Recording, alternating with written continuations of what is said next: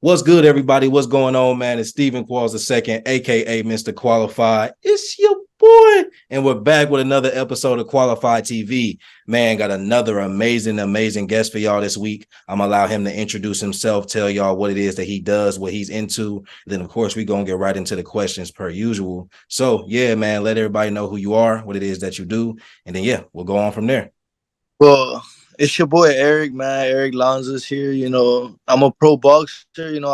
Long time. I've been in this sport since I was a kid. I was bred to fight. Growing up with brothers and cousins. All boys. So it's just a household for fighters. You get me? So I'm just here trying to make it out. Out of Florida. Born in Nicaragua, but here. I love my city and I love my people. And I'm trying to make everyone proud. Cool. Absolutely, man. So you mentioned being born in Nicaragua. When did you actually get to Florida? Well, my parents, brought me here. They made the move for me. I guess I was about 7 years old, Okay, cool. so 6 old transitioning. I was still pretty young, so it was easy for me to learn, English and stuff. I was still learning everything. So, Okay. but Cool. Is that when so did you start fighting before you got here, or did that happen when you got here? well, my first couple of like boxing training sessions, I was in Nicaragua. It started like when I was in Nica. Like I would watch, I would fantasize about being there myself as a fighter. I would watch, Oscar De La Hoya. My dad was a big fan of Oscar and Mayorga too. At the time because at that time he was still fighting. In his prime. So we were just watching him. He was one of the guys. From my country that like really like get out there and be seen. Worldwide, but you know it was just, I started off early, but I didn't really start competing till I got here through USA Boxing. I started competing at the age of 8 years old. Yeah. Okay. Man, what's it like getting into the sport that early? Is that common for boxers to get started that early? I know a lot of boxers maybe kind of starting that preteen, teen area. Was 8 or is 8 considered early? Oh, it's definitely early, but the earlier the better. I say, it's definitely hard. You give up, you sacrifice a couple years of your childhood.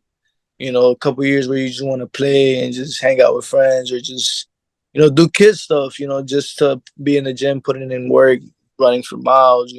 Trying to cut weight. For competition and stuff or whatnot. But definitely, my father. He basically like it's normal when you have like a father son type of deal, where the father brings the son in really young and early. Yeah, that's very common in the boxing world. It's actually like they're trying to outlaw it, but man, that's some BS, man. I'm not worried about that. Don't Yeah, get me wrong, me and my boss always have our ups and downs, but we manage to make it work, and especially when it's time to fight. You get me? absolutely.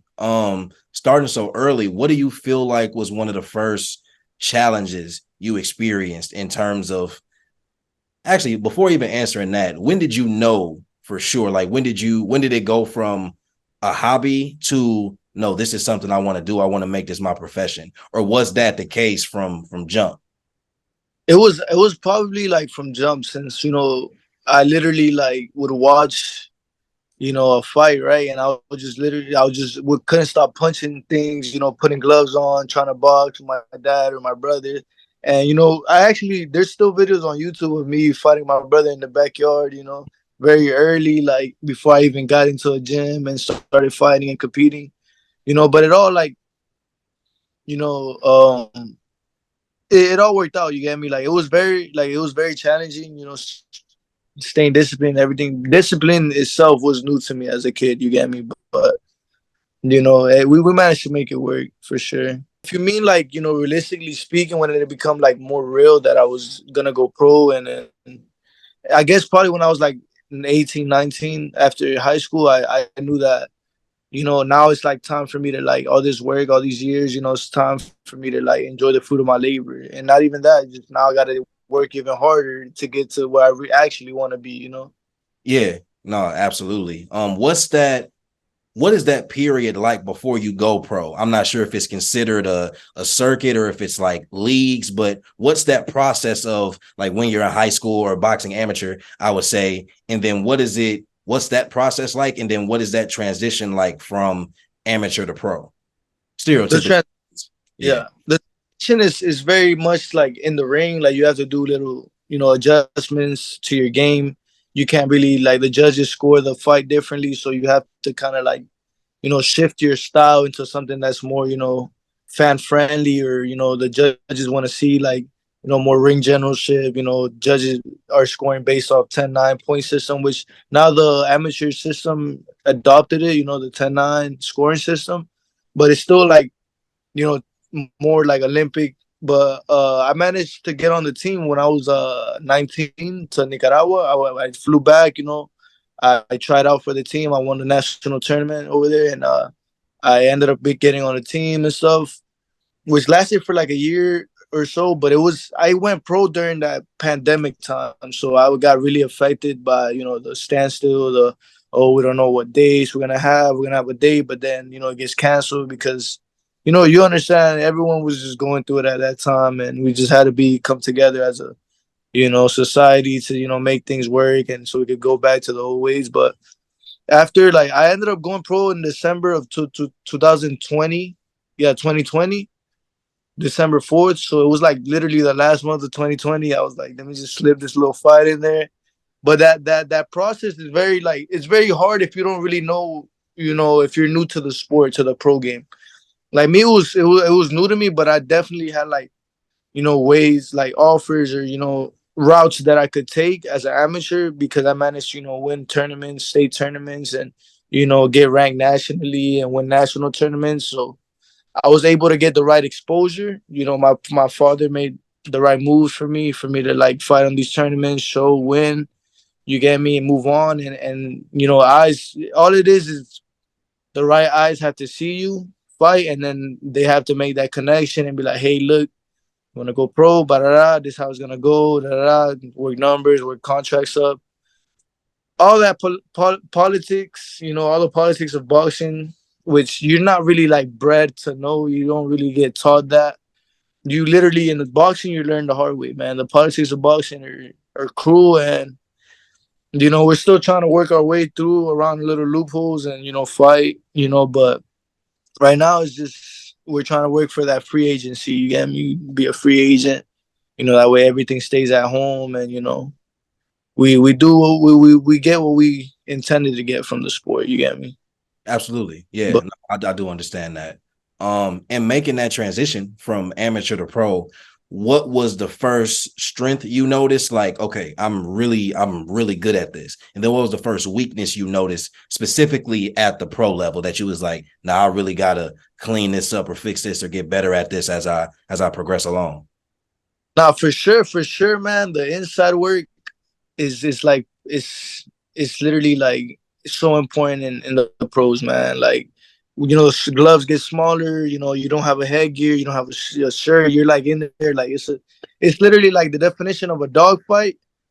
At the early stage, it's like you got to be a dog in there, man, because with those little gloves, anyone could come in there and take you out. It don't matter how strong you are, how tough you are, how many times you get hit. It's not about how hard you can hit, it's about how hard you can get hit. But adjustments for me, for my game, it was just working on the inside more, because since the amateurs, they teach you to like touch and get out, get in, get your shots, get out, get in, get out, get in, get out, that back and forth. But in the pros, sometimes you got to stay in the pocket and do some damage. You get me? So that was still new to me, and I started sparring pros at the age of like 14. You get me? I started very early, but I always had to like maintain my style, because I had to win my fights, my tournaments, my competitions. I had to make sure that I did stuff that the judges wanted to see. You get me? So I had to definitely like shift, make a couple adjustments. And in the pros, you get more time. Like it's more of a lower pace. It all depends on the fight, though.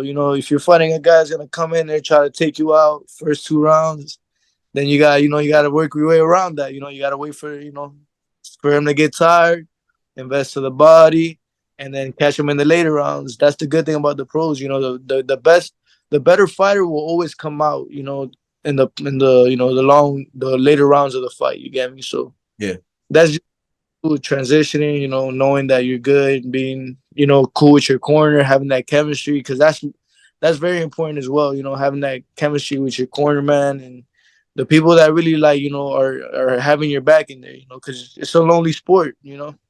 Yeah, actually, speak more to that point because I'm not sure if that's definitely something I didn't necessarily think about, and I definitely don't understand it from the outside looking in. But it is a sport where as a you are vulnerable in every sense of the word, and you are out there by yourself. Like the only protection you have is you. So speak more to the perspective of that and like what kind of mentality helps you in that sense, and then also speak a little bit more to that relationship with your corner man, with your corner and your team in general, and why that can be so beneficial to a boxer. Well, the corner aspect of it, it's like, man, like you just gotta be in tune with them, man. Honestly, because it's like you're going to war. You feel me? It's like you gotta know who you're going to war with. You gotta know the people. You feel me? Like you gotta feel comfortable there. Because sometimes it's not even like the pedigree of the coach, or like what they know or who they worked with. Sometimes it's just the relationship you guys have, that bond. And my corner is my father and one of my old trainers since I was a kid, Ernesto Leon, which is I call him Unc, you feel me? Because down south, we're a little country, so I call him Unc, man. What's up, hey Unc? You ever see me call me? Because I honestly, he's like a uncle figure, like another father figure that I had in my life. We would go to tournaments. I would sleep over his house. His son. We would always be like sparring partners, rivals. We made each other better. So we just had that family, homegrown type of, feeling to it. So we just translated into the pros, and it's working so far. So as long as, till the wheels fall off. And to answer your question with the lonely sport, man, boxing is one of the loneliest, like if not the loneliest sport in the world, because when you're in that ring, man, forget about the ring. When you're in the back in the locker room and you have to come out and perform in front of the crowd and fight in front of all your family, your loved ones, you can really feel alone, man. You can get really reach a dark place if you're not constantly telling yourself, hey, man, this is what you were bred to do. You were born for this. This is what you have to. You trained all these hours, all these days, all the blood, sweat, and tears you put, all the sacrifice, all the fun you sacrifice, all the years of, doing this, that, and the third. It's all for this moment, for you to shine in front of these lights, in front of these people. These people came here to support you. People want to see you win, and you just got to be positive. You got to keep your mind on that, that swivel where you're like, okay, I'm ready for this. I'm good. I'm built for this. And it's nerve wracking, but it's definitely doable. And God, put instilled in me, the strength to go out there and do what I do. You get me? It was a gift from God, and I always, thank God, and all the glory goes to Him, because life is not easy, and sometimes faith is all we have. Absolutely. No, I definitely get that. Do you have a routine in regards to like you locking in or preparing for a fight? Is there anything specific that you have to do or that you choose to do that gets you kind of like, in the zone, to go to war essentially? Yeah, yeah, for sure. In the back, yeah, always, obviously, we're stretching out, limbering up. I like to have my beats on, I like to, get in the zone with some good music. And before I even wrap up, I just be looking at my hands, man. Like, damn. Like, I just look at my hands, and I, for some reason, always do this. I'm like, oh, like, man, okay. I have greatness in my hands, and I got to show everybody that. You feel me? I got Yeah. to show that that I was blessed, with a gift, and I have to, God put me on this earth for this purpose, and this is my purpose, and I gotta live it. Yeah. So that's probably, it's just like a mental thing, like you're just in there talking to yourself, like gassing yourself up, like, all right, let's do this, it's time. It's like a mixed emotions, you're hype, you got adrenaline, you got nerves running, you're like, your blood is boiling, you're like, oh, trying to keep yourself calm, you're trying to like break a sweat, warm up, make sure you're not cold, make sure you're not overworking, you get me? Like, it's a lot of things, man, but we make it happen. No, I hear that for sure, man. Like in regards to fighting, you kind of alluded to it, but when you're in that ring, man, there's an aspect of performance, right? There's an aspect of you also having a job to do. And then there's an aspect of being just a general competitor, but you have judges, you have all these other factors outside of the actual fight. When you're in the ring, is there a are you do you feel like you're fighting for multiple things or with multiple approaches? Like obviously you're fighting like as a fighter with a competitive spirit and you want to win. But is there this idea that like there are certain things I need to make sure judges are seeing, or that I'm trying to make sure judges are noticing? Like, how is that mental aspect of knowing that you're performing, you're getting judged, you're getting scored, but you also have to fight your fight and just be aware of, your opponent? What's that balance like for you? It's definitely like, early on, like you just, you have at first is hard, but that's something that like I had to like figure out quick, even at a young age, you get me, especially competing in tournaments all over US, all over the US, and that just taught me that competitive spirit. You got to be on the ball, the whole entire 3 minutes of the round, and every round, you get me, you have to be on point. You got to be like noticing everything, even the ref, might mess you up sometimes. Like you said, there's a lot of factors that go into it. It's an event, it's things going on, things moving around. Like you just gotta zone out. Basically, you gotta zone everything out, like blur everything out, and just have tunnel vision and do what you're doing, in like what we train to do. You get me? All of this we do in the training camp. You get me? We train, we do this. All right, move this movement. 1, 2, move, duck, defense, move your head. Make sure you got a chin down. You keep your jab on them. And if you got to read your fighter as well. You get me? You got to see, okay, when is the time to come in and attack? When is he hurt, or when is he strong, ready to clash with you? You got to know how to fill them out too. You get me? And you got to always, another thing that's important, and for all the boxers that are trying to get into it, too, young boxers, it's important that you always keep a poker face, man. When you're in there, you can't show any type of emotion, man. You can't. If something hurt you, if you got hit to the body or the liver, you're like, oh, and you frown a little bit, or like your face, you make like a little noise or something, that messes you up. Because there's fighters like me or other fighters that I fought, that are like looking for things like that, that look for like, oh, like little weaknesses, because they just observe you the whole time we're fighting. You do things which are motions that you practice, drills that you practice in the gym. You're doing them, and then you're just waiting for the right moment to really come in there and attack. You get me? So Yeah. it's important. One thing you always got to keep. You get me? You got to keep that poker face. You got to stay focused. You got to, zone out everybody, the crowd. You can't buy into everybody screaming. And if it's happened to me, man, I'm telling you from experience. In my second pro fight, man, I was the co-main event, which is unheard of, for your second pro fight. You get me? Normally, you Yeah. got to like a couple of good fights, like 10 at least, to like hit co-main events. But I ended up selling out the crowd. So everyone was screaming my name. And I ended up like punching myself out, and I'm like, I can't, like, I'm hitting this guy with everything, and now I'm like, he's still there, he's definitely hurt, but he's not gonna do anything to me. But now I can't finish what I started, because I bought into the hot to the fans and everyone screaming my name, and I just got nervous, and I just but I forgot about the game plan. You get me? The game plan is work them, jab them, work the body, but yeah, basically. Yeah, no, man, no. That's a lot of great insight. I mean, I don't think a lot of people understand where you have to go in your mind when you're in an environment like that. Like, obviously, athletes for their respective sports, have their own variation of it. But as you mentioned, man, boxing is, of course, and obviously one of the most brutal sports, and it is in a lot more ways than it pertains to other sports, a literal war. You know what I'm saying? In a war of wills, more than anything. So no, definitely great insight with that, man. Absolutely. Um, what's the biggest life lesson that you feel like you've gotten from boxing?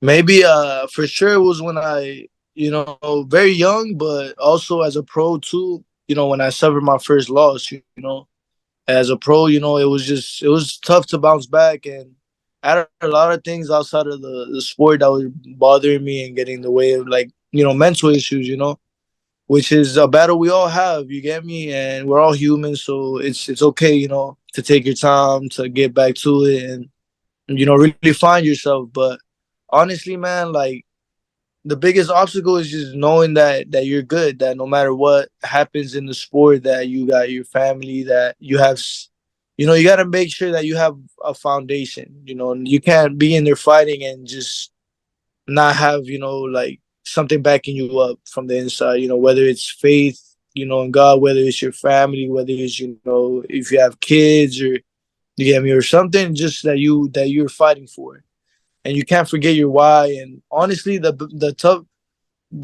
lesson that impacted me the most was probably just that boxing is really just a business. Mm. Like that sunk in. As a pro, it's a business. This is all business. You can't take shit personal, man. Like, excuse my language, but you Are you just good? can't You take good? stuff. Like, you can't take stuff personal, man. A lot of people are gonna try to come in here and fuck you over, man. And because a lot of the reality is that boxers come and go, and it's the truth. But after me, there's gonna be another guy in line. After him, there's another guy. After I retire. So you gotta. A good friend of mine told me, when I first went pro, he was like, "Hey, man, look, give you some advice. Fuck what everybody says, man. Fuck what everybody thinks. Fuck how everybody, what time they're moving. How fast they're getting to their goal. You worry about you, and you gotta make sure that you're happy with your career when you leave this sport, and you gotta make sure that you're happy with the person you are when you leave the sport." And I've taken that one, and I held it with me, and I that's one of my to this day he's still one of my closest friends, and that's some real last advice, man, because you can't really like go by what like people think, or the animosity that goes around this boxing sport with, oh, this guy called you out, this guy said you this that. You got to take it and use it as a business. You got to use it as something that can help you get to where you want to be. But as a person, your character cannot be, your character cannot be, for lack of a better word, just like you know, parrot, or like I guess poisoned, in a way, like where Yeah. you can't get greedy, or you just can't be like, you gotta do what you're gonna do in this sport and be happy with what you're doing. So that's why now I'm more hesitant to making decisions. Not hesitant, but just overthinking and making sure that this is the right move I want to make to push my career in the way that I want it to be. Because at the end of the day, I gotta make sure that I'm happy with what I do in this sport. You get me? That, and that's really all that matters. Obviously, I'm I'm gonna be world champion. I'm gonna be world champion, and that's my goal. And every day I wake up and I tell myself, "Hey, look, you're gonna be a millionaire someday, and you're gonna be champion, and you're gonna make it. You can. All of this is just to prepare you for this moment. For the moment where you're gonna shine and you're gonna be the person that you were always meant to be. You get me? Man, yeah. So, No, absolutely, bro. I feel that. And that's a great segue into this next line of questioning that I have for you. The first one being, what's a moment you knew you were made to be a fighter? Like uh, what experience did you have that like you was like, yeah, I'm supposed to be doing this? honestly, man, like, very young, man. I had very, like, a lot of people don't know this about me, but I have like my hand burned when I was a 1 year old. Hmm. So I was supposedly, mind you, I have no knowledge of this. This is what my parents tell me because I was one. I didn't really, Yeah. I was, but I burned myself with the iron. I wasn't supposed to move my hand, right? Doctors say, hey, look, mind you, this is Nicaragua medicine, so it's a little different. 1999, but whatever they say. Oh, this kid is not gonna move his hand anymore. This kid is done. Like, the burns are too severe, whatever. And I guess after a year of me, just doing, like, I guess my parents taking me to different, um, different doctors and different opinions, it became like a therapy where I just put my hand in warm water for like an hour a day, and then I guess after a year I got movement in my hand, and then before I even knew it, I guess that I was already a fighter. You get me? That's the way I can explain it. That I was already a fighter. Before I even knew I was a fighter. You get me? Before I even knew that I could fight, I was already fighting for my life, or just the movement in my hand to defend myself, I guess, or to be able to write or hold things, or the right to be normal, and be able, to not let that trauma. And mind you, that wasn't even the beginning of it. Later on, when I was 2 years old, I was drinking gasoline because I thought it was water, like igniting fuel. You know how it's clear a little Yeah. bit, and it was in a bottle for some reason. I was just drinking it, like, bro, I was wild, bro. As a kid, I don't know how I dealt with that, but Early on too, fighting my brother, my older brother, that really like that was probably when I knew for sure. I was like, okay, now these are for fighting. Absolutely. Nah, I mean, yeah, I mean, all the scenarios, definitely make sense. And I mean, I think it's definitely you can tell a fighting spirit. And I think that everybody has a general fighting spirit somewhere. But in terms of, I think that mentality of being able to stay strong through adversity, and really have the will to push through obstacles, that's a little bit different, of a fighter spirit, especially considering a sport and a profession like boxing. So yeah, definitely. Second question. Give me your perspective on the culture of Miami boxing. And would you Honestly, be based out of anywhere else? Or are you like it? Could you only envision yourself being based out of Miami boxing, like the culture, the scene of it all? I mean, like I love Miami boxing. I love anything. I love Miami in general, man. I'm so happy that my parents chose to bring me here. Mind you, like I lived most of my life in Homestead, but Homestead is only like what, like 30 miles away from the beach, from South Beach. So in reality, like it's Miami-Dade County, whatever. It's still Miami. You still that Miami feeling. But honestly, man, like I just love it, man. The scene here, like especially in my city, man, is big on boxing. Especially like, and a lot of it is glorified. A lot of events. It's just special. It's a special atmosphere when you go to an event, to a boxing event here, whether it's an amateur tournament, whether it's a pro fight, whether it's an exhibition, whatever it is. If it's fighting, it's lit, bro. It's like you're having a good time. Everyone is in the zone. Everybody's just embracing it. It's the competitive experience. You got the fans. Don't get me wrong though. I've done camps in different places. I've gone to different countries, to fight. I've gone to Colombia, Panama, Nicaragua. I've gone to different states. I still want to travel a lot of places and go everywhere in the world. Really expand. My horizon and really like see what the world's about. But honestly, man, like as far as training and coming out of like the training here is great. Don't get me wrong, but obviously at the elite level, man, you gotta pull out the tricks, man. You gotta pull out all types of stunts.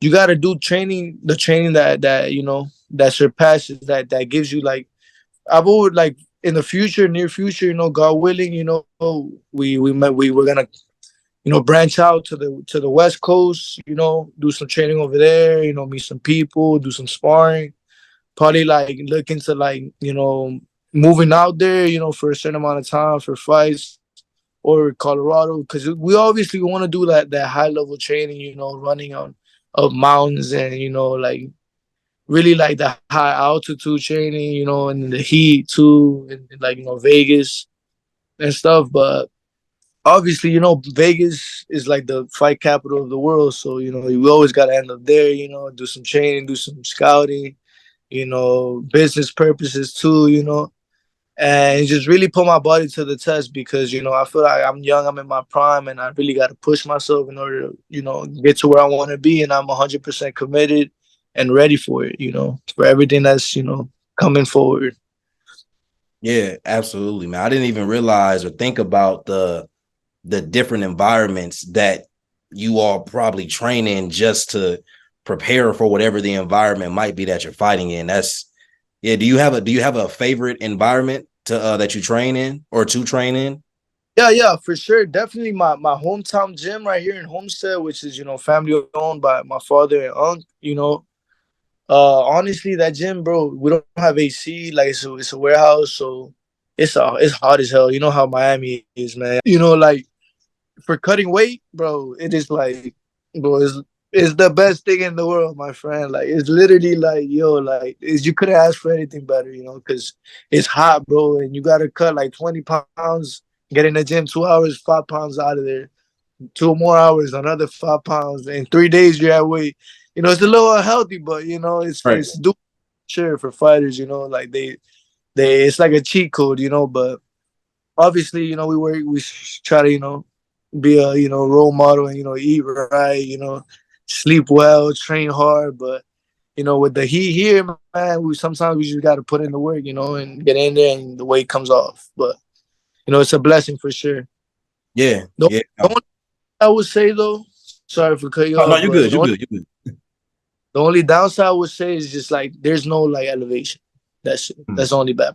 No elevation, so you can't really get that high altitude training or running up a hill. You get me? Like it's unlikely. But yeah.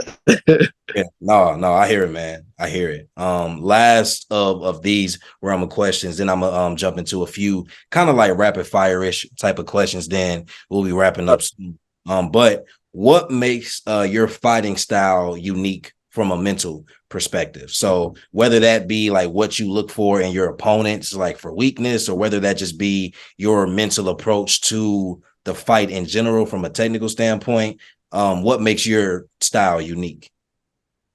I say that it's just entertaining to watch. I'm always looking for the knockout. Like whether I'm boxing, whether I'm trying to counter punch or set up. Like I don't want to say I load up on my punches, but my punches have a lot of steam on them. So, I'm like a fan friend. I'm very fan friendly, like fighter. I'm a fighter that you watch. Like you're not gonna sit there and be bored. You get me or fall asleep. Like most of my fights, almost 120% of my fights are filled with action and competitiveness. Because even if like I'm winning by a stretch or it's a neck and neck type of fight, it's always like entertaining. I'm always giving it my all, and I'm always like trying to hustle and trying to make it like something that the fans can lean towards and enjoy to watch and keep supporting my career. Something that they could get behind. You get me? Yeah, no, I definitely hear it, man. I definitely agree. Final question, man. Question I ask everybody that takes the time to come on this show. We've talked about your journey as a boxer, as a man, even to a large degree, as well. And we talked about all the trials and tribulations that you've had, the obstacles you've faced and went through, the adversity that you've pushed through to be where you are now, and then also still have the goals and aspirations that you have for your future. So with everything that we've talked about, man, what makes you as a boxer qualified? Honestly, my heart. That's what makes me qualified. My heart, because I have the heart of a champion. I have the heart and the resilience to never give up on my dreams and to still fight every day to push forward my influence and my goals and to touch everyone, spiritually, mentally, and just touch others and go worldwide and inspire a lot of people and the younger generation to fight for what you believe, for what you want, for to be the champion that you want to be in your eyes. You get me? So that's what makes me qualified, man. My heart, the heart of a champion. Hey man, hey, I love that, bro. Simple to the point and very real, very, very real, bro. Man, thank you so much, Eazy, for taking the time to come on the podcast, man. I know it's mad late where you are, man. So definitely thank you for staying up a little bit to talk with me. But yeah, man, is there? Sorry, go ahead. Thanks. Oh, of course, man. Hey, of course, man. I'm so glad Donovan recommended you, man. I'm so glad he threw you out there, man. Yeah, no, man. Donnie's a good dude. But let people know where they can follow you at. And just let people know other ways they can stay updated on your fights, your career, anything that you want to plug, go ahead and do that. Yeah, my IG, Easy Got Hands. That's my main, source of like information about my fights or what we're doing. Should have some merch, soon coming out soon. So we're gonna be rapping. I like your shirt, man. So we gotta Hey, exchange. hey, You know, appreciate it, man. When you drop the merch, hey, look, I'm gonna be looking out because I'm yeah. always looking to support, man. So for sure. I love your show, man. I've been watching some clips, man. It's pretty dope. Hey, thank you, man. I appreciate that. It means a lot. It means a lot, man. Hey, if y'all ain't pick up nothing from what Eazy said this entire time, I don't know what to tell y'all. I tell y'all every week, man, it's gems. I'm giving y'all gems every week. These people are giving y'all gems. Keys, man. My man Steven giving y'all keys, man. Y'all better pay attention and write stuff down because this could change your life. Hey, look, you heard the man. I ain't say it this time. It was him. I'll catch y'all next week on the next episode, man. Peace.